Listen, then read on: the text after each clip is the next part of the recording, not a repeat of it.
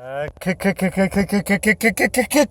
vlog. So this is me coming to you from my car in the back seat because lighting. I hope I'm framed good. I'm in my car because my roommates are in my room, and like, I don't want to. That would be weird to do a video with other humans in the room. No, thank you. So as you're aware, I missed a whole bunch of videos because life is crazy.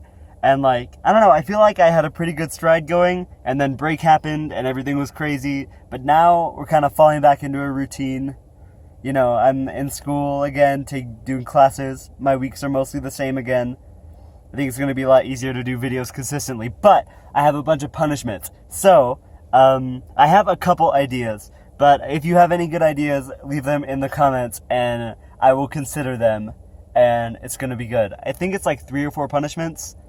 I'll just do a whole bunch of punishments. It's gonna be a good time. I don't think I've told you the story about my roommate situation before, so let's do that. So, when I was but a young, naive high school senior, I did not read very carefully about NAU's housing policies and deadlines, so I ended up missing the deadline to apply for housing on campus, which is fine. I was still able to live on campus, but the only room they had available was in like, it's like one of the worst dorms and a triple room. So it's a room that I have 2 roommates instead of 1 roommate in the same sized room. And it is a little bit cheaper, but it is not, let me tell you, fellas, it is not worth it. So I've been trying pretty much ever since I found out I was in a triple room, I've been trying to not be in a triple room. So I asked them at the beginning of last semester, like, hey, is there a way that I can not be in a triple room? And they were like, yeah, a spot might open up like spring semester. So I asked, is there like a list I can be on, or who do I need to talk to, or who do I email? How do I make this happen?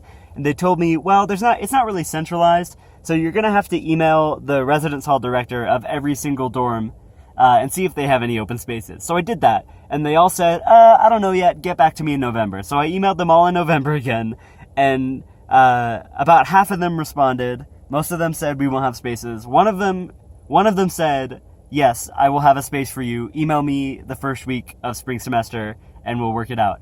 So I was like, fine, okay. So I waited, and then first week of spring semester, I emailed her, and she said, awesome, I'm getting the process started.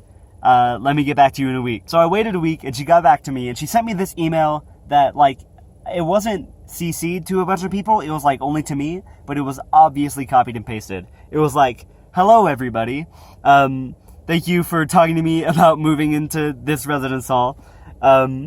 Recently the process has been centralized, so you're gonna have to go through your own current residence hall director.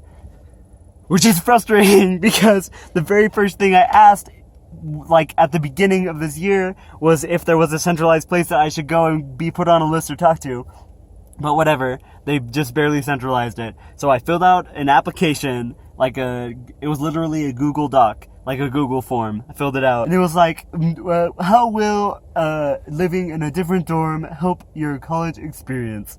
So I filled out that bull crap, just did it, and it's been like a week and a half, and I haven't heard back from them. And I just don't want, I just want fewer people to live in the room that I live in. So that's what's happening there. Y'all have a good week. Leave me punishment ideas if you've got any. Marcus, I will see you tomorrow.